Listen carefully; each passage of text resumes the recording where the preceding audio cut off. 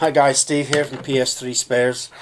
What I want to do now is just show you how to test if your laser lens is working or not, because often people they contact me saying this is wrong or that's wrong, and the first thing I say is, well, test your laser lens, and they don't know how to do it.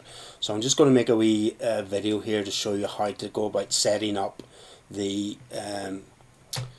drive so that you can test whether the laser lens is working or not.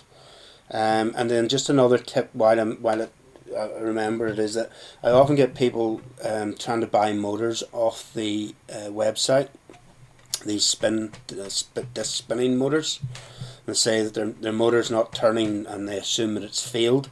The motor won't turn if the lens is broken, guys, so always test the lens first. If the lens is working and the motor isn't spinning, then it's possible that the motor's not working. But don't buy a motor and then change it over and then realise it was the lens that was broken in the first place.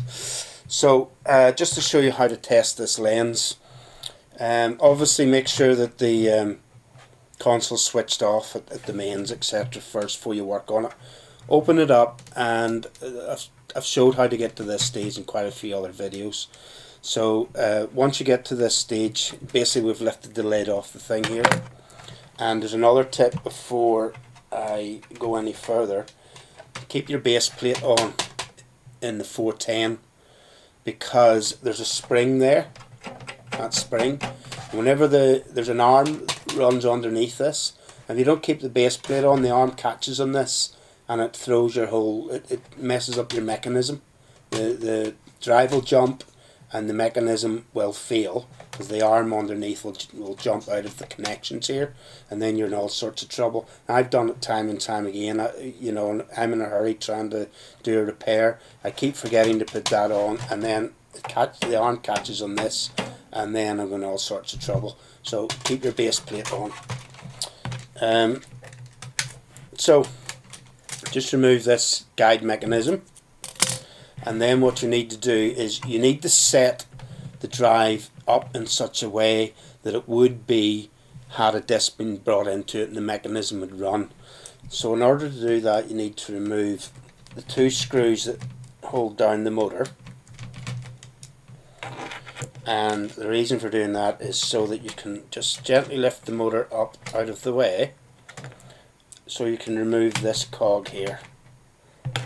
And that will allow the arms to move manually, and then you can just drop that down in again. Okay, so now that we've done that, we're able to push this one forward and pull this one back, which then lifts the carriage, and it's as simple as that. In that position, then you can test the lens. If you try to test the lens when it's down like that, well, first of all, it won't work because there's a switch there that needs to be cleared, but secondly, even if you did, the disc would catch on everything and would make a terrible racket. So do that, and then just keep your finger on it, because remember, this is spring loaded and the cogs are all disconnected from the motor, so there is a possibility of it springing back. So just keep a finger on it to keep it in place. Switch the console on, and you'll see that the lens there's looking for the disc.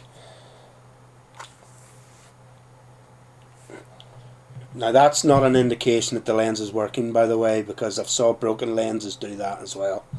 And then just pop the disc on. Okay, make sure it's running free, and then tell the system that there's a disc in it by pressing the drive button, and there you go. That lens is working. Now, I know the lens is working because I just fitted it, but that's how you test your lens. If it doesn't do that, it doesn't necessarily mean that it's broken, because sometimes the system's just a little bit confused as to what's in it and what's not in it.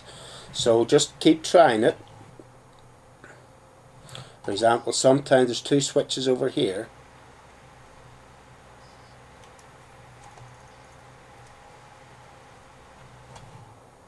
Okay.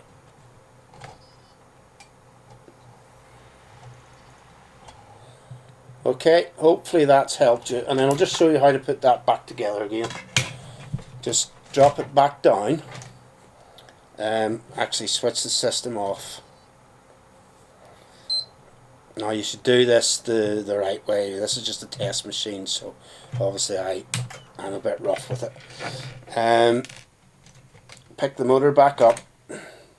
Make sure this is cleared.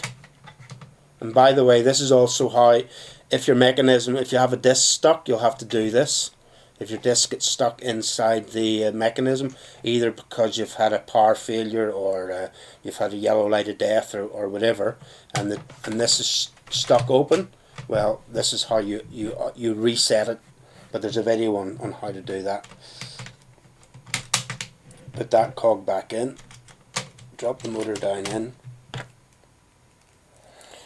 And put your 3 screws back together.